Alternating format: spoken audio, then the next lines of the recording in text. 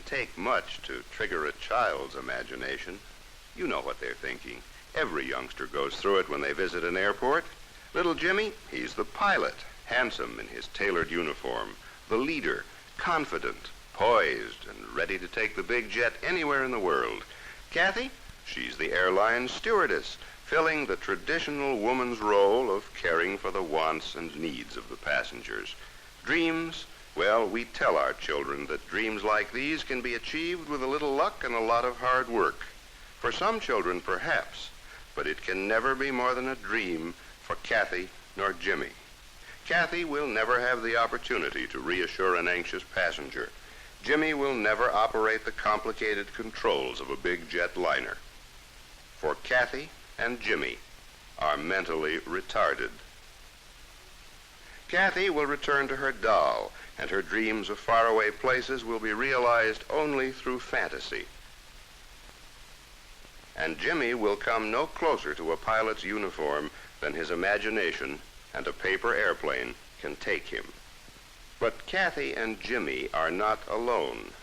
There are, in the United States, hundreds of thousands of Kathys and Jimmys in every walk of life, on the farms, in low-rent housing districts, in suburban homes and apartments, and in the better-class neighborhoods of any city or town. For their number is legion, and wherever people live, there also live the mentally retarded. But who are the mentally retarded, and what are they really like?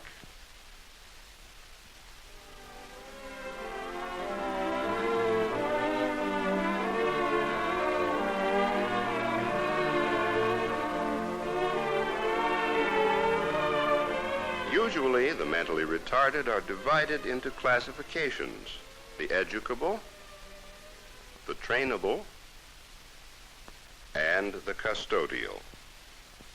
The educable, with IQs from 50 to 70, can usually profit from academic training. They can, for example, learn to read and write. The trainable retarded, with IQs from 25 to 50, usually are not capable of learning much in the way of academic material, even in special schools. However, they can be taught most of the activities of daily living, including the care of personal toilet and hygiene. Learning to dress and undress themselves is something most mentally retarded children can do. Even the more difficult dressing activities, such as tying a bow knot in a shoelace.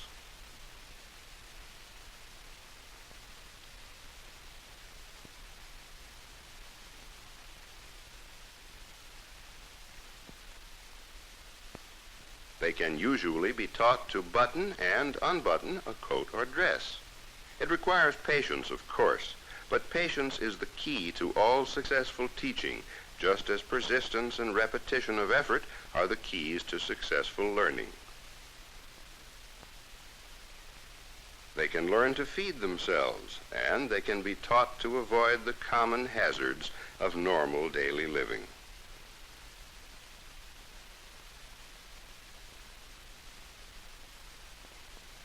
The intelligence level of the custodial retarded is so low that they cannot be taught even these fundamental life requirements. As a result, they must be attended to by others throughout their entire lifespans. Fortunately, only about 3 out of every 100 of all mentally retarded people are so classified, really a very small percentage. A mentally retarded person may be of any age: an infant,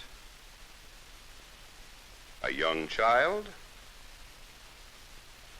a teenager, or a young adult. And many even live to be quite elderly. In fact, thanks to medical science, more and more of the mentally retarded are enjoying normal lifespans. Those with physical disabilities may not be too seriously handicapped, so that only one function, such as walking, is impaired. But there is often more serious disability, so that the person is handicapped in many human functions.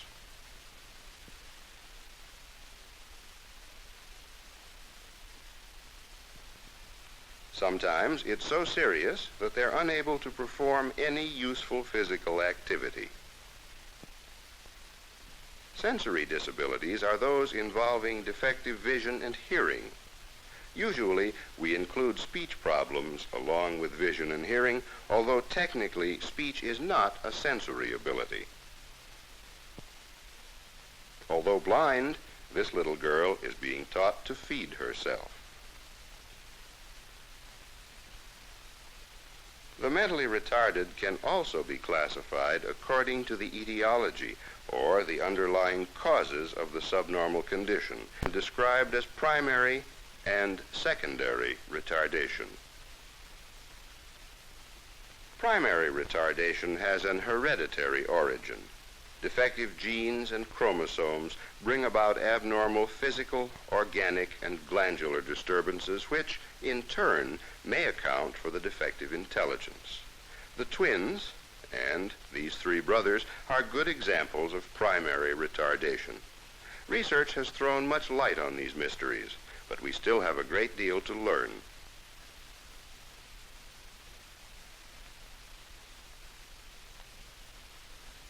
Secondary retardation is caused by external forces, such as accidents or disease. They can affect the person at any time after conception, even before birth.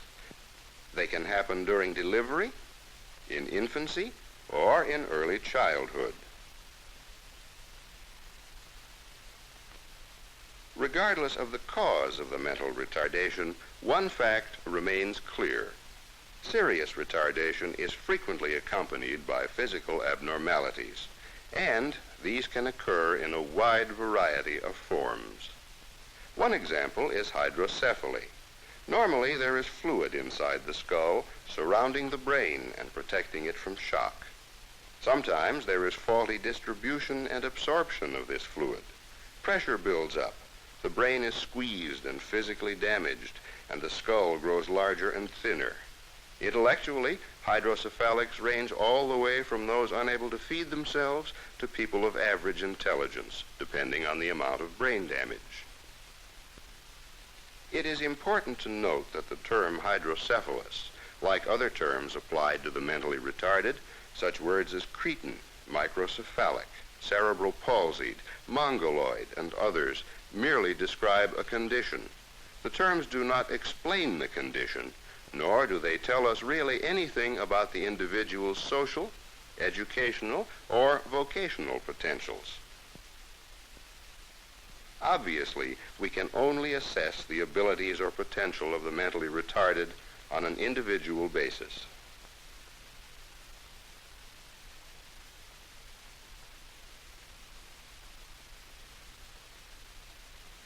Seemingly random motions and movements are fairly common among the custodial retarded, and they may take many forms.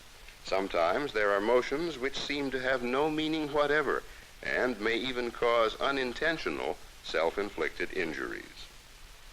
Although these conditions are common, they are more apt to occur under conditions of stress, such as when strangers are present. Most of these cases are rarely seen outside of an institution, and such conditions are really quite rare.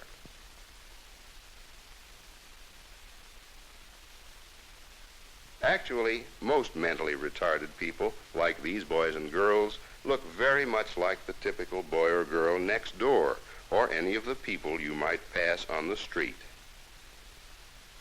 The vast majority of the mentally retarded are intelligent enough that they can be taught a great many things. However, there's a wide range of ability even among those considered educable, and their ability to learn obviously varies according to their level of intelligence, as well as their emotional stability, their level of socialization, and the presence of any physical or sensory handicaps. Therefore, to whatever extent possible, they should be given individual instruction. This calls for very small classes. It's highly desirable to have no more than 10 to 15 students in a classroom. Naturally, this will vary according to the training, experience, and personal dedication of the teacher. highly important factors in the education of the mentally retarded. Equally important is a stimulating environment, one which can encourage the child to want to learn. Education for the mentally retarded goes far beyond the teaching of the 3 R's. Much of their formal schooling involves learning to do things normal people take for granted. Even simple problems, such as learning to tell time, require patient instruction. Regardless of how far a retarded person can go in school, there are still many simple tasks which must be learned in order to get along in society, even one's own family. Telling time is just one obvious example. But it goes further. Many retarded children must be taught to identify and use even the most common household articles. For those who are capable of such things as learning to read, it's important to encourage them to go on, to learn as much as they are capable of, not only because it will help them to assume their eventual place in society, but also in terms of personal satisfaction. The reading may be slow and labored, but learning to read, even at very simple levels, can be a valuable experience and an enjoyable pastime. However, we must remember to set realistic standards that are not too high for the individual. And what applies to reading also applies to other academic efforts. But academic efforts are only part of the picture. It's equally important that the mentally retarded learn to get along pleasantly with other people.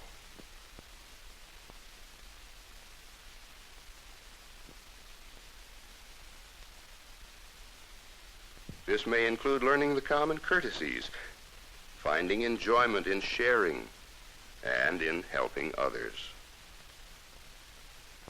Sometimes, as with all children, the learning has its difficult moments, when consideration for others seems less important than having one's own way. All children need time for constructive and educational hobbies. Arts and crafts in group settings promote concentration. They serve to develop hand-eye coordination and hand and finger dexterity.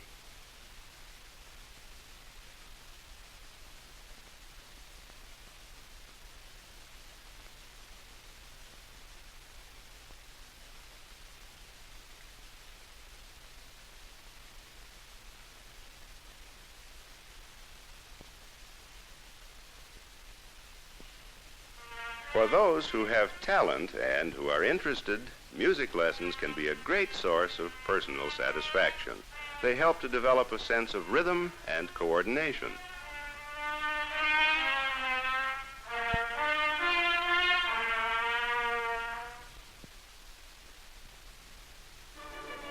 Such activities as group dancing also develop rhythm and coordination.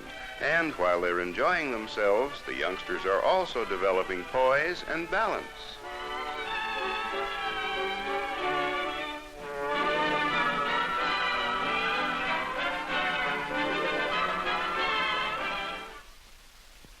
But the education of the retarded child must go beyond this. For, like anyone else, the retarded have spiritual and religious needs, and these too should be satisfied.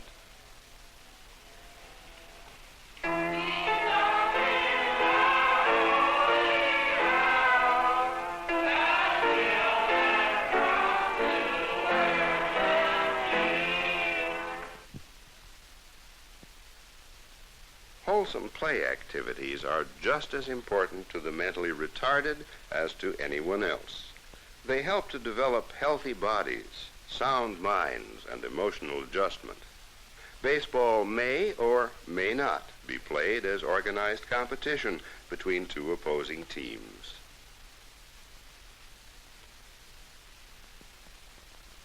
All children find the same kind of fun in playground activities.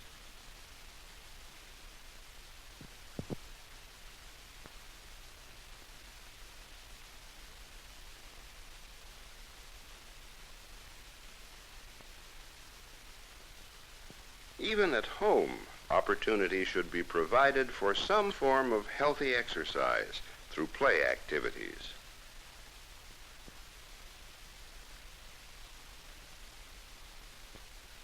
A vacation away from home with one's family is something any child enjoys, and certainly it is true of retarded children. It's not so much the kind of activity, but rather the emotionally healthy social interaction of having fun together, which is important.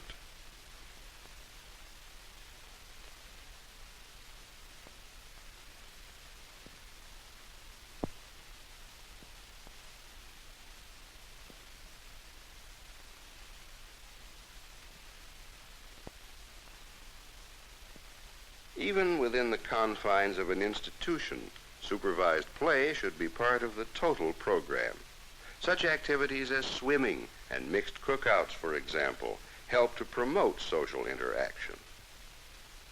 The fact is, of course, most mentally retarded are cared for in their own homes, and in most cases, this is the most desirable environment for them. However, there are times when it may be wise or even necessary to provide the kind of care and training that only an institution can give. Such factors as the trainability or educability of the child, physical or sensory disabilities, and even the influence of a retarded child on the rest of the family should be considered. And of course, another important factor is the ability of the parents to provide properly for the child. A good institution must have certain basic features and characteristics: attractive buildings and grounds, classroom facilities, plenty of nourishing food served in enjoyable surroundings, a well-trained staff, clean and well-supervised wards, and there must be adequate hospital facilities for medical diagnosis and treatment, including such facilities as a physical therapy department and adequate laboratory services.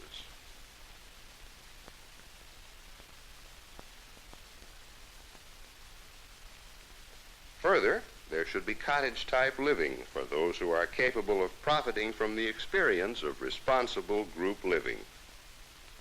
And a good institution will have a variety of opportunities for vocational guidance, training, and job placement for those with vocational potential. And speaking of jobs, most people, if they believe the mentally retarded are able to perform any useful work at all, probably think of them only in terms of the most simple manual operations. And they would undoubtedly feel that such tasks should require almost no judgment or decision-making. The fact is, however, that many mentally retarded are capable of goal-directed activity. They can do many kinds of jobs which are often denied them, such as filling orders. A great number of the mentally retarded are dependable and quite capable of following instructions. This boy works regularly as a messenger, carrying important messages and documents. Many of the trainable retarded can learn to take certain kinds of household responsibilities, some of which may be more complex than they are usually given credit for. In so doing, they not only help their parents, but more important, they gain the satisfactions which come from being responsible and contributing members of the family. In fact, certain kinds of household chores have their vocational counterparts. Learning to do these tasks at home neatly and efficiently may lead to job possibilities. There are many jobs in both large and small industry which can be competently handled by some of the mentally retarded, even though they involve several different kinds of operations which necessarily must follow each other in the correct order.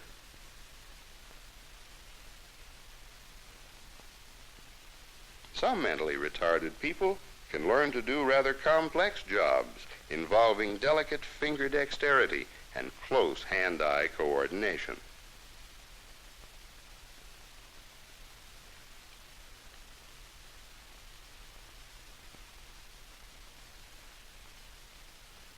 Sometimes it's difficult or impossible to train a person for a specific job before employment, but his potential can be determined, and on-the-job training may solve the problem.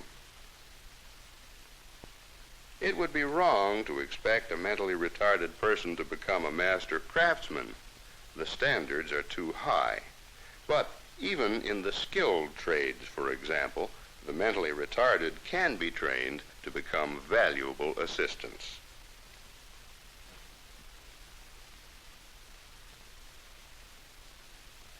The idea of assisting skilled workers holds true even in the field of nursing.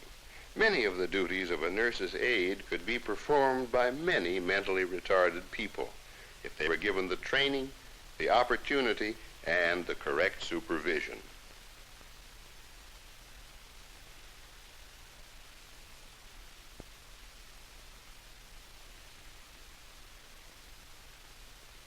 It's often surprising how well they can learn to do some very complicated, responsible, and even somewhat hazardous jobs. But regardless of the job level, and regardless of what kind of general or specialized training has been given, the mentally retarded are no different from any of us in one respect. The most important single qualification for job success is socialization, the ability to work pleasantly and cooperatively with others. Who are the mentally retarded? They are people. They come in both sexes and in all sizes, shapes, creeds, and colors. Their number is, and wherever people live, there also live the mentally retarded.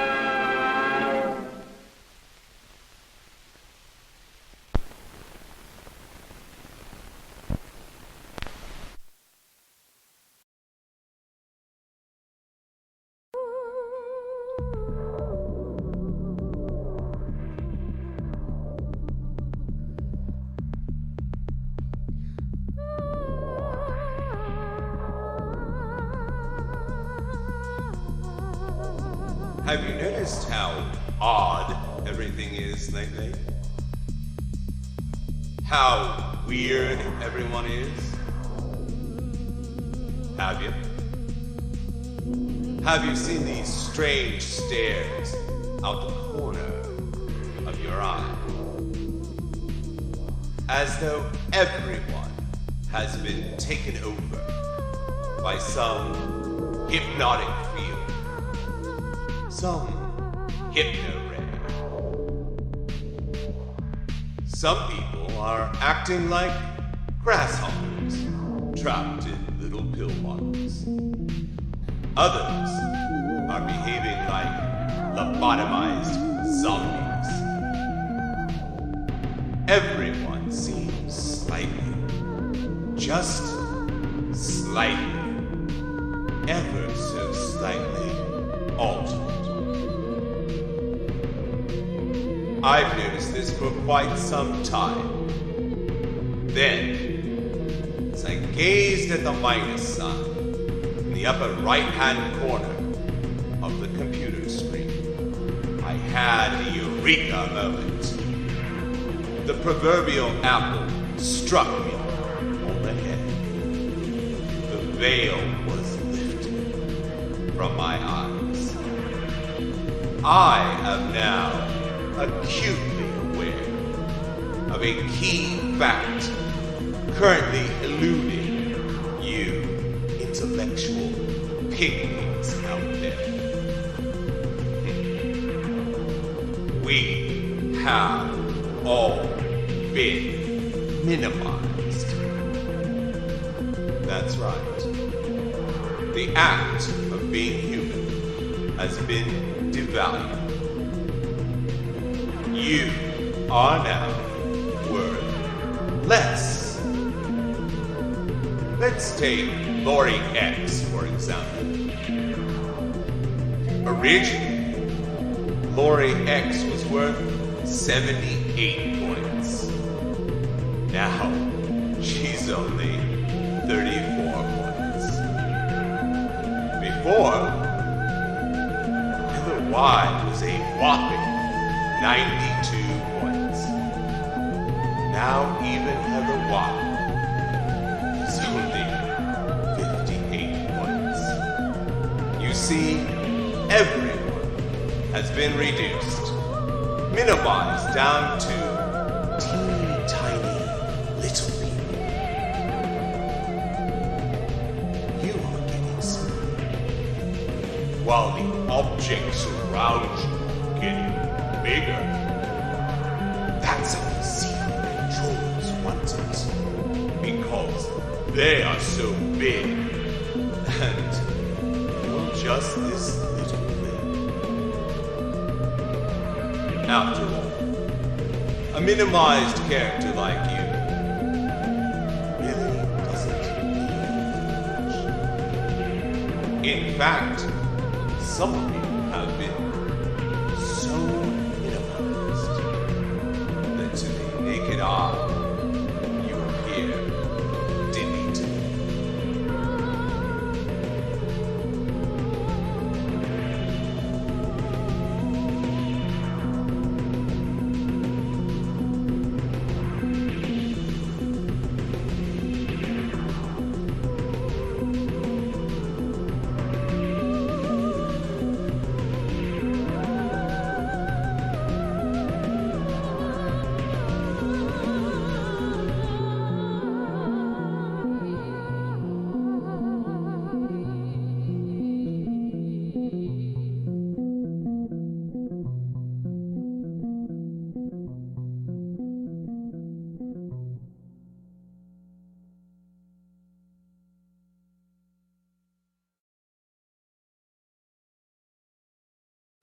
Once upon a time, I was a very bad person. I drank, and I smoked, and I told dirty jokes. Things are different now. Yes, indeed they are. Eden was once upon a time a really beautiful place. Adam and Eve were God's creations, and God gave them both real good bodies. Because God liked to watch them fuck. Don't think God doesn't watch you when you jack off. Don't think that God doesn't care when you hump your mate like a dog. Don't think that God isn't there when you are shitting down your friend's throat. It's okay. God likes entertainment. We all know God is beautiful. God can be a man or a woman. God can even be a transvestite. It doesn't matter. God's everyone. God can be anywhere. God can be walking between your butt cheeks before you take a dump. God is all over the world. Where starving people are rotting and decaying, God's there, hanging out with the worms. When you love God, God's shit tastes good. God's shit does not stink. And if you worship God, your shit won't stink either. You don't want to see your shit stink, do you? No, I can see quite clearly that you don't. Give to the sex ministry. Help God out. Give God a hand. God needs a helping hand because his right hand is helping himself jack off. Help God out. Be God's slave. Take off your clothes. Fondle your pets. When you look at your cats and dogs, realize that God made them. God made your pets. Be kind to your pets. Be very kind to your pets. In fact, when you look at little Rover, you picture that little Rover with wings on his body. You say to Rover, "Come henceforth, Rover, into the temple of God," and Rover, bend over. Bend over before God, Rover. Do it for God. Love your pets. They're God's friends too. I don't know if I agree with that. Obviously, God likes his animals. God has sex with his animals up in heaven when they die. But you don't have to wait that long. You can have sex with your animals right here on earth. Don't be shy. Don't hide from God. Have sex with your pet. God doesn't want to see you waste life. Don't waste life. Give God your money. Give me your money, and I'll give it to God. Don't make God mad today. Help God out. Be yourself. Dig deep. Not up your butthole, but into your pocket. Once, I control the machines. But now, the machines control me.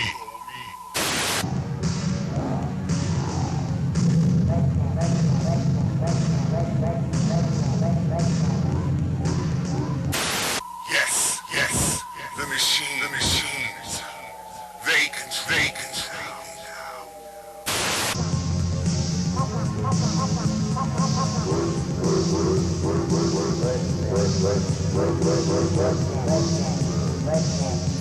Don't let anyone lie to you about the future you do not have.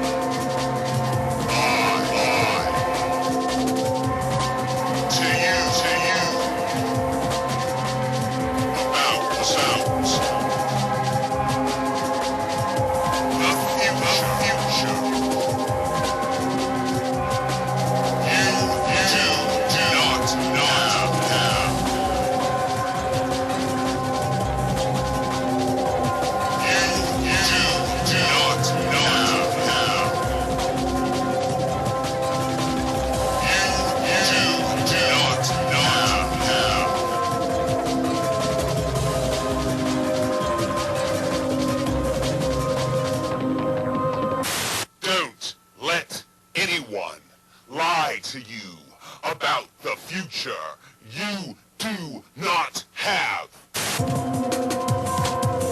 Don't.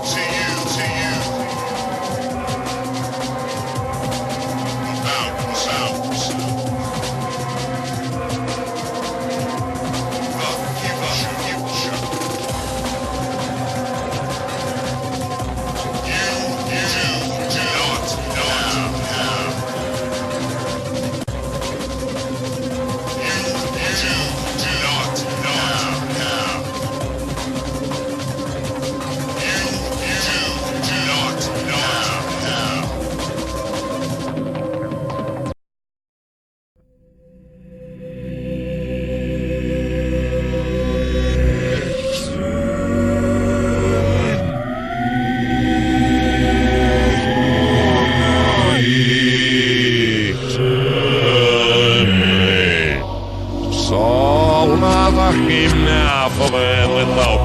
Boys, but it's in the name that awesome. Here's the wireless shot up. This long leafy beam. Come on out.